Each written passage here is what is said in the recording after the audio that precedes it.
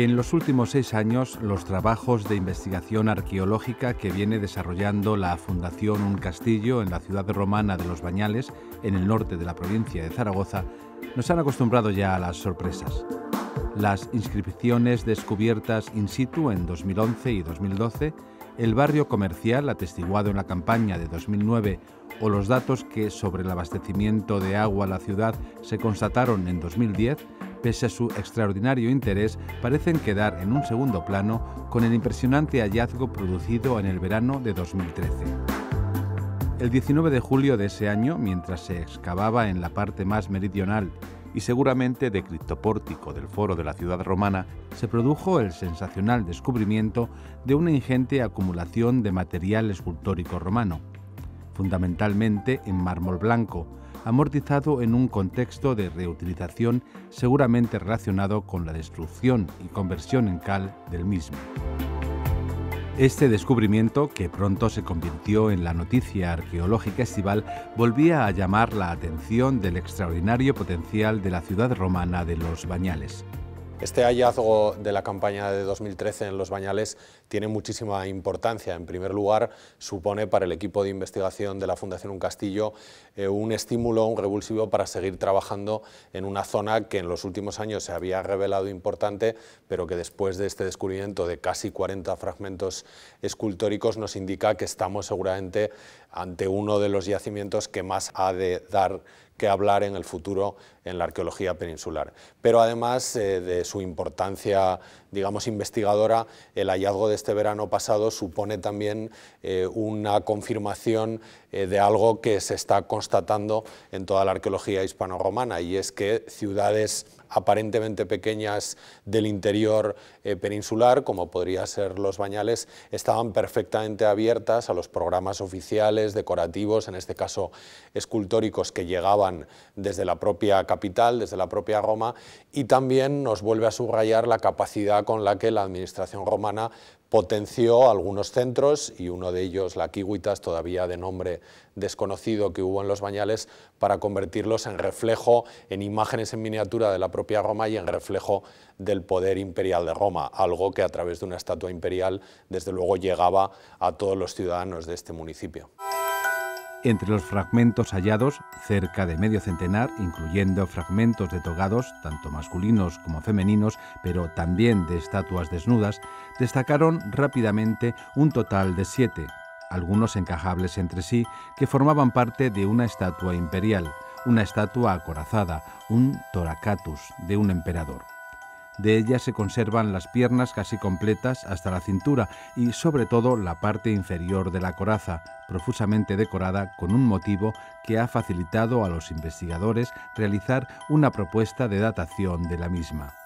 De entre los fragmentos hallados,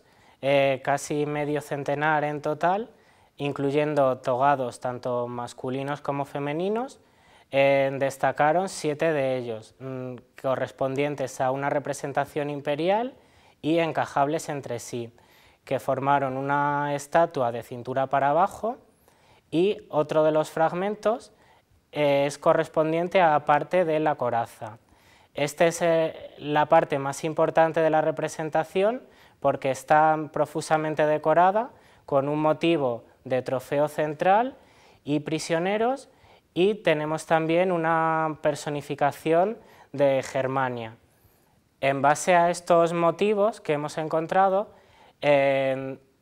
tenemos a lo largo del imperio varias representaciones que son similares a ella, tanto iconográficamente como cronológicamente.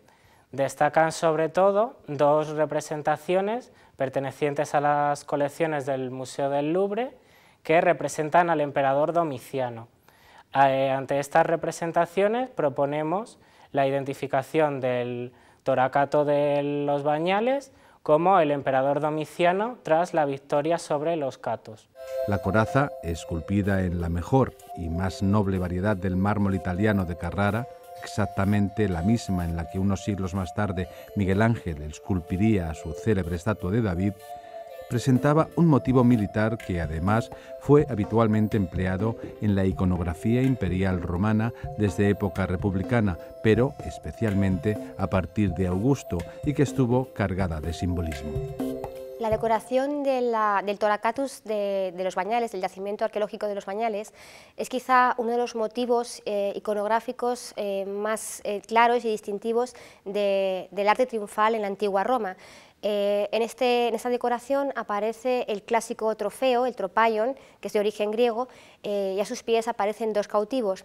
Este motivo decorativo de origen helenístico, que vamos a encontrar también en el mundo de época republicana, va a ser mucho más abundante durante el Imperio Romano, sobre todo a partir del emperador Augusto. Este motivo iconográfico, el trofeo, los cautivos a los pies y además los spolia ostium, es decir, los despojos de guerra asociados al trofeo, será sin duda uno de los elementos que aparecerán en el arte triunfal romano en diferentes soportes, tanto en escultura como en moneda, como en relieves, y desde luego es un claro símbolo del poder de Roma, de la victoria. El trofeo como símbolo de la victoria y también de la virtus del vencedor, de la virtus Augustis, de la virtus del emperador romano, y a su vez también los cautivos, que aparecen de forma estereotipada, de forma alegórica, son una representación de los territorios conquistados por Roma, pues la Germania, por ejemplo, ¿no? La Galia, ¿no? Entonces, seguramente los cautivos que aparecen en el Toracatus de los Bañales hagan referencia a estas imágenes alegóricas, sean representaciones estereotipadas de estos lugares conquistados, de estas provincias conquistadas. Asimismo, los despojos, las armas que aparecen a los pies del trofeo, las armas que aparecen junto a los cautivos, son también elementos alegóricos que simbolizan la guerra, que simbolizan a los guerreros y que simbolizan todo lo que captura Roma cuando conquista. Gracias a la colaboración de la UNED de Tudela, además, durante el pasado invierno se han podido realizar trabajos de documentación fotogramétrica de los fragmentos escultóricos, trabajo que ha sido realizado por la empresa de gestión del patrimonio Paleorama. Gracias a ese trabajo, hoy podemos conocer qué aspecto tendría esa estatua que, seguro, habrá de obsequiarnos con más fragmentos en las próximas campañas. La fotogrametría es una técnica que se utiliza actualmente, es una técnica muy avanzada, de bajo coste, que nos permite, por medio de unos sistemas de triangulación topográfica, generar modelos en 3 dimensiones sin tener que recurrir a sistemas de gran coste. En este caso es únicamente recurriendo y utilizando fotografías controladas, bajo condiciones de luz, y nos permite generar modelos en 3 dimensiones completamente manipulables, completamente escalables, lo que a su vez repercute en la gran calidad científica que se consigue con estos mecanismos. En este caso, la fotogrametría lo que hace es utilizar sistemas de triangulación entre fotografías para generar un punto reconocido en el espacio. Hay que pensar que cada uno de los modelos de fotogrametría se consiguen millones y millones de puntos que luego hay que manipular y hay que limpiar hasta que se consigue una versión limpia del modelo. En este caso, en el caso de la fotogrametría de los Bañales, de la escultura Zoracata, ha sido un modelo bastante complicado de generar, puesto que cada una de las piezas tiene un sistema de reconocimiento volumétrico complicado, en algunos casos con pérdida de material y en otros casos con pérdida de la pátina original de la pieza.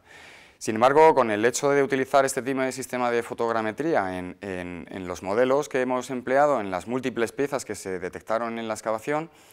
nos ha permitido generar un modelo completamente plausible y completamente escalado para poder hacer una investigación mucho más adelante. En este caso se ha tratado de utilizar las últimas técnicas fotogramétricas, la recuperación de los fragmentos que se pudieron sacar en las excavaciones arqueológicas de las 2 últimas campañas arqueológicas para reproducir en un medio virtual la escultura, los fragmentos en los que se habían podido recuperar en esta excavación. La verdad es que el uso de la fotogrametría en este tipo de proyectos, proyecto que además se ha bautizado como Princeps Resurgens, que no significa otra cosa más que el resurgir del príncipe o del emperador, Teníamos claro que es un proyecto además de medio plazo a largo plazo. A medida que los fragmentos arqueológicos se vayan pudiendo incorporar en la excavación arqueológica, nuestra función, en este caso Paleorama, lo que hace es incorporar la tecnología para reproducir un modelo, en este caso la escultura del emperador, un emperador Zoracato, poder reproducir un modelo virtual completamente fidedigno al milímetro los restos originales. ¿Qué beneficios puede tener este tipo de herramientas? Pues la verdad es que son muy sencillas, porque no queremos estar tampoco manipulando restos originales que se puedan ver afectados en los traslados, en la manipulación, sino que una vez que se realiza este trabajo de fotogrametría, tenemos un modelo completamente virtual, fidedigno al 100%, que se puede manipular. Me parece que es el futuro, ya no es el futuro, es el presente de la arqueología, el estudio de los materiales, la divulgación de los restos, ya no solamente de un yacimiento arqueológico, sino en museos, otro tipo de medios.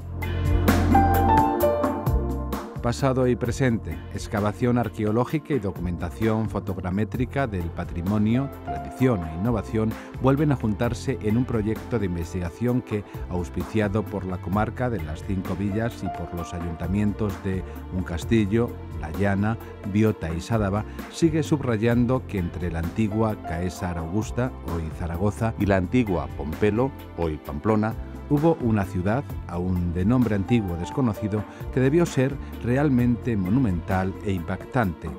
Los Bañales de Uncastillo.